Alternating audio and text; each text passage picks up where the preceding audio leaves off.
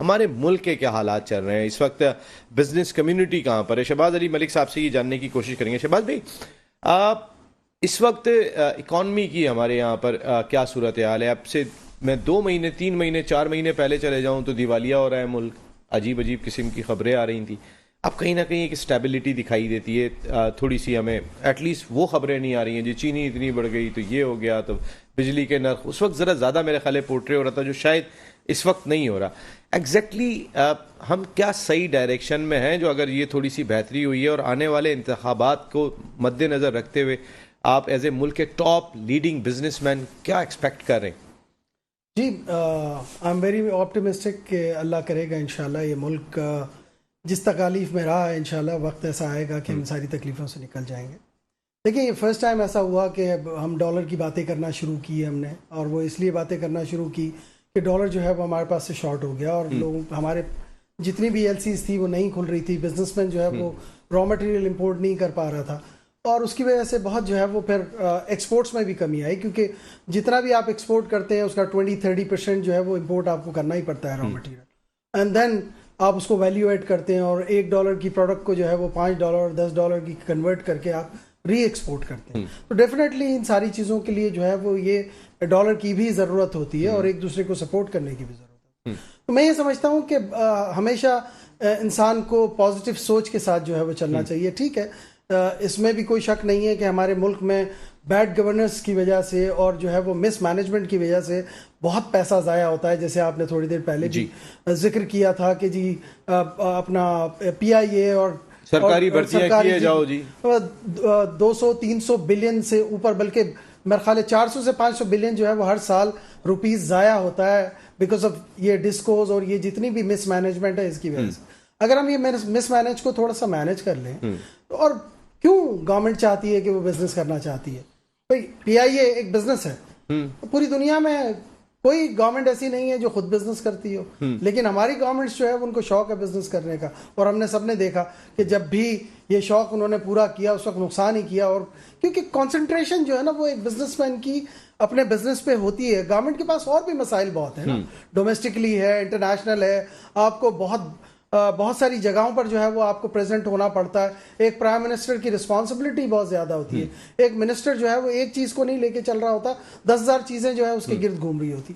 تو why we are not using the experience of a business man کہ بھئی آپ یہ جتنے بھی مسائل ہیں, چاہے وہ آپ کی ٹرینیں چل رہی ہیں, چاہے آپ کا پی آئی اے چل رہا ہے, یا آپ بجلی کے معاملات ہیں, یا آپ کے گیس کے معاملات ہیں, اس کو پرائیویٹائز کریں نا. ڈرتے کیوں ہیں؟ ایک تو گورنمنٹ ڈرتی بہت ہے کہ ہر وقت جو ہے نا ہر آدمی ڈر رہا ہوتا ہے کہ یار میں پرائیویٹائز کروں گا تو میرے ساتھ کیا ہوگا. اب کیا ہوگا, کسی نے تو انیشیٹو لینا ہے. اگر ہم انیشیٹو نہیں لیں گے تو ایونچولی جو ہے وہ یہ سارے کام نہیں کر سکتے. تو میں یہ سمجھتا ہوں کہ ہم سب کو مل کر ہم سب کو ایک دوسرے کو سپورٹ کرنے کی ضرورت ہے. اسی طرح سیاسی معاملات ہیں, میں تو بار بار کہہ رہا ہوں, ایک جگہ اور میں بیٹھا ہوا تھا, میں نے کہا کہ یار یہ وقت ایسا آ گیا ہے کہ ہمارا غریب جو بھائی ہے وہ اتنی تکلیف میں ہے کہ اس کو 2 وقت کی روٹی بھی نہیں مل رہی. تو کیوں نہیں ہم اس سیاست کو تھوڑی دیر کے لیے بھول جاتے اور پازیٹیو سیاست کی طرف چلے جاتے, اور جتنی پارٹیاں ہیں وہ سب مل کر پاکستان پارٹی بنائیں, یا پاکستان کے لیے جو ہے وہ اپنا سوچیں اور مل کر کام کریں, اور کم از کم اس ملک کو ایسی جگہ پہنچا دیں جہاں پر یہ واقعی پاکستان جو ہے وہ پہنچ سکتا ہے. جہاں کبھی ہوا کرتا تھا جی, دیکھیں نا 60s آپ دیکھیے, 60-70 میں کہاں ہم تھے. سر آپ کے پریزیڈنٹ ایوب خان صاحب جب امریکہ گئے تھے تو امریکہ میں استقبال کے لیے ان کے صدر جان ایف کینیڈی بھی موجود تھے اور پوری کابینہ موجود تھی, اور وہ کھلی گاڑی میں گئے تھے, اور چاروں طرف امریکنز کھڑے ہوئے تھے اور وہ شور مچا رہے تھے کہ پاکستان زندہ باد. امریکنز کھڑے ہو کے پاکستان کا یہ رتبہ تھا. ہم نے جرمنی کو بھی قرضہ دیا تھا جی, ہم نے جاپان کو بھی قرضہ دیا تھا, یہ بھی وقت پاکستان کا تھا. ہم نے پی آئی اے بنائی تھی, ہمارے لوگوں نے جا کے سنگاپور کی جو بحریہ ہے وہ بھی ہم نے جا کے ان کی پوری ٹنل شنل سب بنائی, ان کی جو پورٹ ہے ہم نے ان کا ایئرپورٹ سے لے کے سارا انفراسٹرکچر کھڑا کیا. سب پریسیشن بھی آپ دیکھیں نا, کراچی میں پریسیشن یونٹس لگائے گئے. جتنا ایئر لائن کے معاملات تھے پاکستان میں جو ہے وہ ایروپلین آتے تھے جو ہمارے پاس پریسیشن یونٹس لگے ہوئے تھے, وہاں پر ان کے پارٹس بنتے تھے. اب آپ اندازہ کریں نا کہ بھئی کتنی چیزیں جو ہے وہ آج بھی چائنا کو جو ہم نے جہاز دیا تھا تو انہوں نے وہ جہاز آج بھی سجا کے رکھا ہوا ہے. ہم نے اپنے جہازوں کو کہاں پہ ہینگر میں لا کے کھڑا کیا ہوا ہے, ہمیں اپنا ہی نہیں پتہ ہے. مقصد ان حالات کے اندر کیسے نکلیں وہ اس سنہری دور کے لیے کیا ایک 20 سالہ پلان ہونا چاہیے جس کو کوئی نہیں چھیڑے گا, تمام سیاسی جماعتیں اور جتنی بھی اسٹیبلشمنٹ ہے مل کے بیٹھ جائیں, یہ 20 سال ہم نے رکھنے اپنے ملک کے اور یہ ہمارا پلان ہو گیا اور اس پہ ہم اسٹرک کریں گے, اس سے نہیں ہلیں گے. کیا اگلے 20 سال کے بعد آج بچہ جا رہا ہے ملک سے باہر, کیا اس کو روکنے میں کوئی مدد ملے گی؟